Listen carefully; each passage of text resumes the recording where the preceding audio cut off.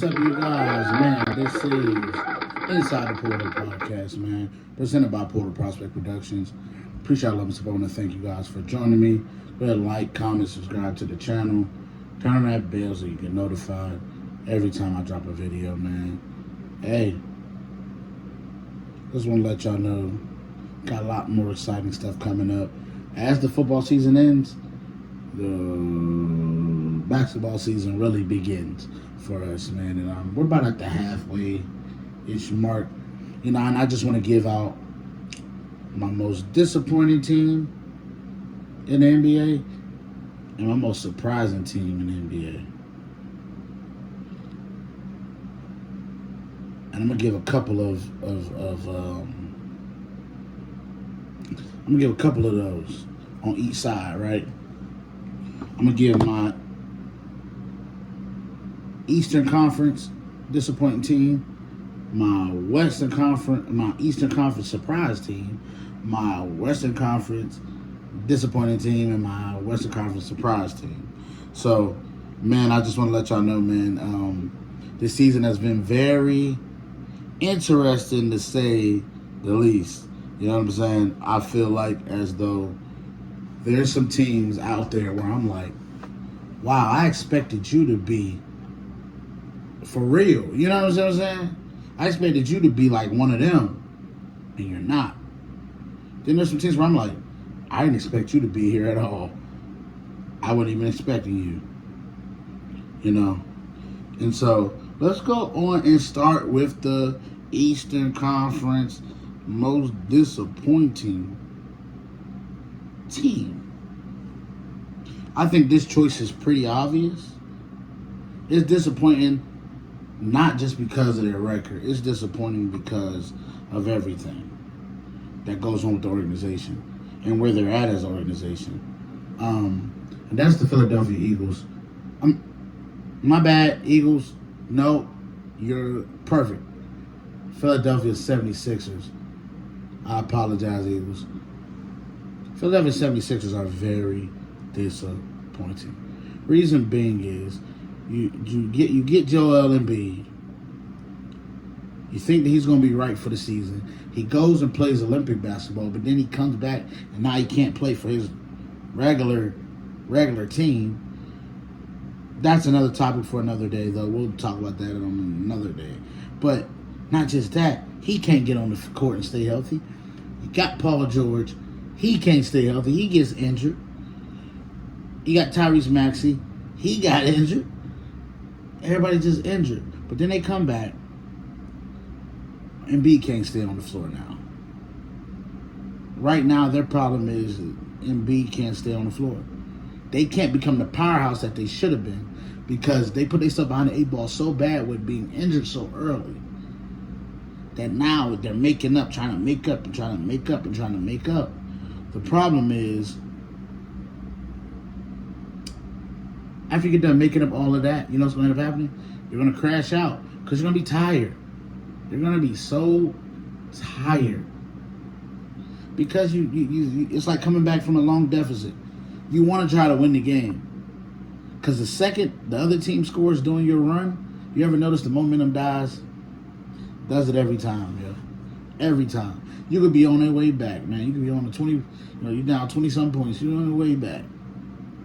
All of a sudden, the other team scores, breaks up all the momentum. Now you got to try to restart it. And sometimes you can, and sometimes you can't.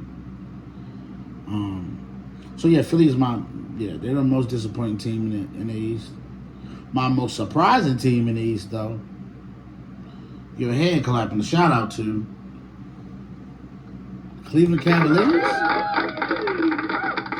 Now, starting the season, they were not on my radar. I'll tell you that much. They were not on my radar as a team that I was like, oh yeah, they can legit challenge. But you look at them now. Now they can legit challenge. They got everything they need. I think, you know what's helping them the most, though?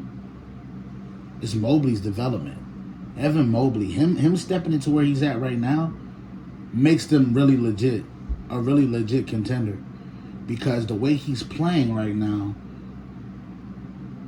him and Jared Allen, they're just It's your night, my night. Your night, my night. Your night, my night. Sometimes they both have a night. And it's one of those where he's getting more consistent. That consistency's kicking in now. Now I'm a 20-12 type of guy. Understand what I'm saying? I'm a 20-12 type of fella. And that's what's helping the team. You know.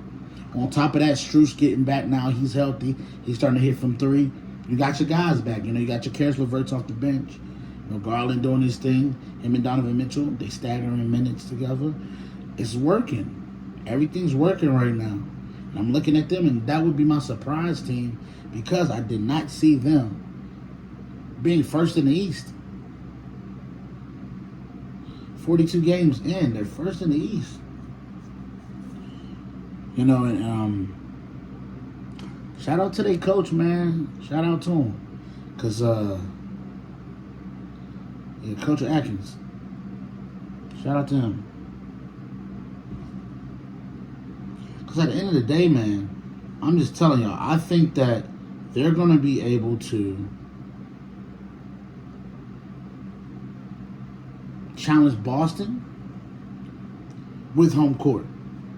They get home court, they're going to be able to challenge Boston because I think that in that area, they're thirsting so much for a winner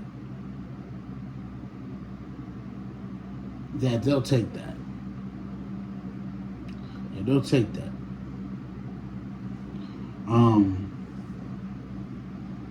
They'll take it. They need a winner. Cleveland Browns ain't been doing nothing, so Cleveland Cavaliers is giving them hope. So that stadium, that arena would be electric. They make the playoffs, trust me. So getting home court means something, for sure. So let's slash over to the West. Most disappointing team in the West. I'm gonna be straight up honest with you, and I don't care who feel the way they feel. Minnesota Timberwolves. Disappointing team. They were the 1 seed last year. I don't know if people remember that. They was the 1 seed last year.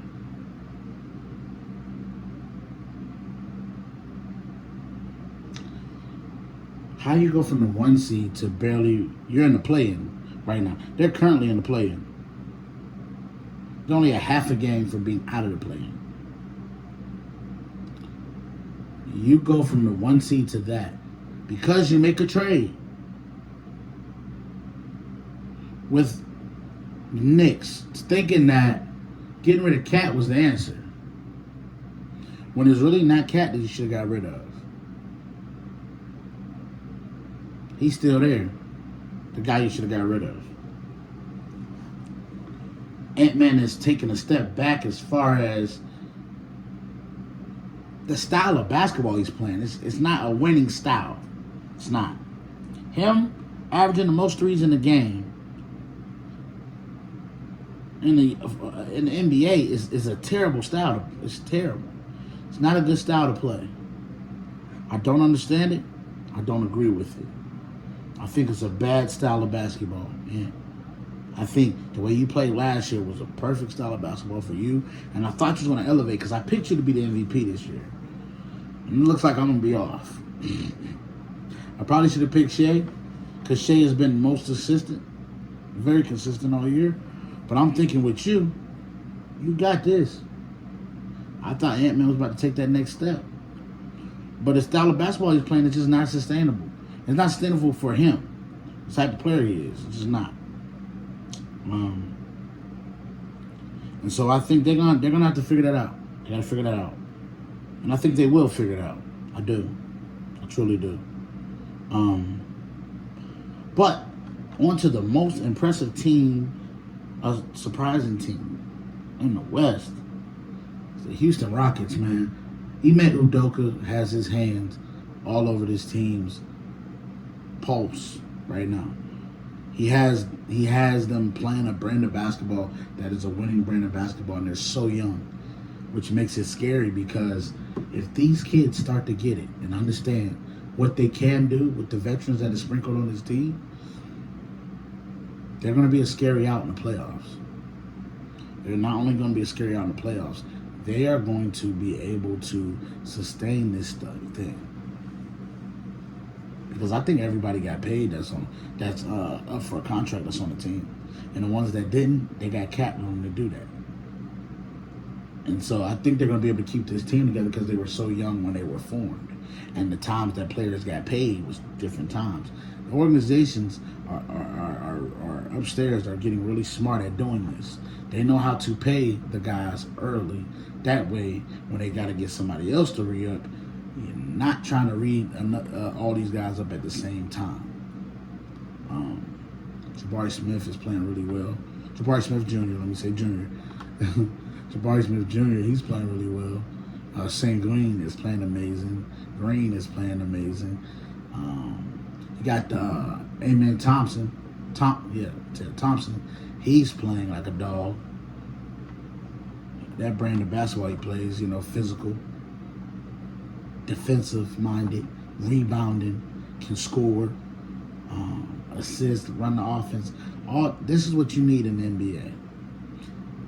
That's starting to start becoming the norm with the point guards, is the taller guys, the 6'6", 6'7" guys at point who can run the team and do their jobs and lock up on the wing. Fred VanVleet being there as a veteran, is good for them.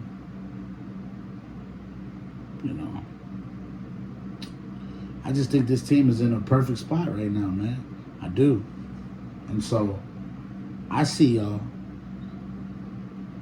I think y'all gonna continue to get better. Y'all may go through some growing pains, but y'all gonna continue to get better. And Ime Udoka is doing an amazing job. So shout out to him. But yeah, that's my East and West surprising teams. About halfway through the season, and I'll be getting more in depth with that as the season gets along. And I appreciate all your love and support. I want to thank y'all for joining me today. This is Inside the Portal, presented by Portal Prospect Productions. Until next time, peace.